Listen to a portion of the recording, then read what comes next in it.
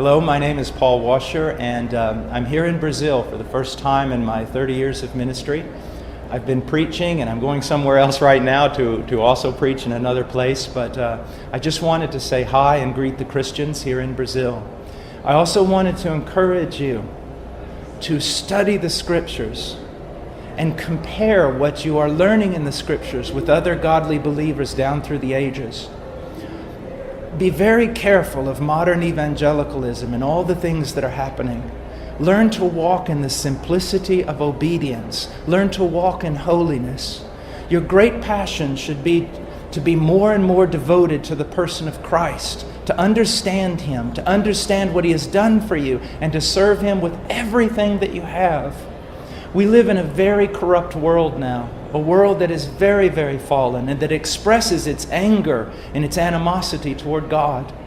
We should realize that living in a place so corrupt can also contaminate us. So be very, very careful how you walk. Do not walk as the foolish, but walk as the wise. Every day of your life, study the Scriptures. Live on your knees. Take every need, everything to God in prayer. For you young Christians, one of the best things I can recommend is something that I've practiced, for many years. Read through the Bible systematically. Start in Genesis and read all the way through to the book of Revelation. When you finish, start all over again. Another wonderful thing to do to help you grow in your knowledge of the Word is as you're reading through the Bible, just take a notebook, and when you don't understand something, just write out a brief question about what you don't understand, and then keep reading.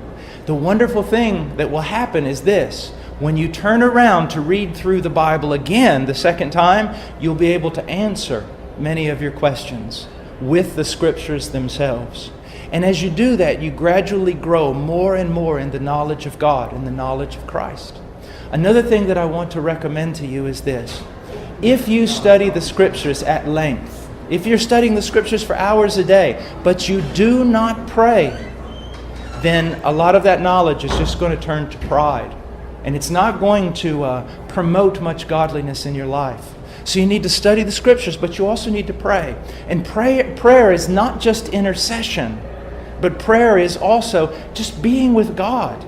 You can even study the Scriptures on your knees. A lot of times I'll get down beside my bed and lay the Bible on the bed, and I'll read through the text on my knees. And when I see things, I'll lift them up to God. When I see things in the Scriptures that I don't see in my own life, I'll ask God to help me at that very moment. You know,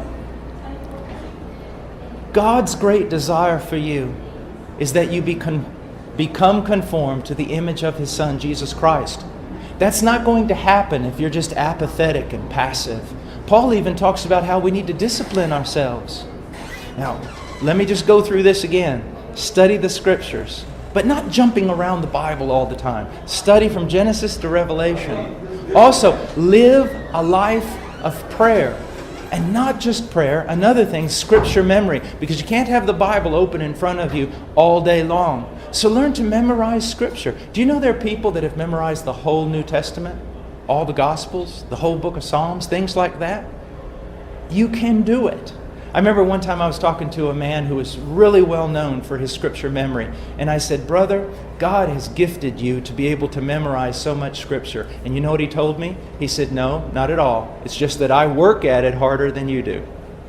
And that's what I want you to see. It's not easy for me to read the Bible all the time. It's not easy for me to pray because my flesh hates it. So what you need to understand is all of us have to fight against apathy. All of us have to fight against spiritual laziness. But it's those who fight against it who prevail and progress in holiness. This is very, very important. You are not going to become holy. You're not going to grow in your conformity to Christ just doing nothing. God bless you. I pray that He prospers you in everything according to His will. God bless.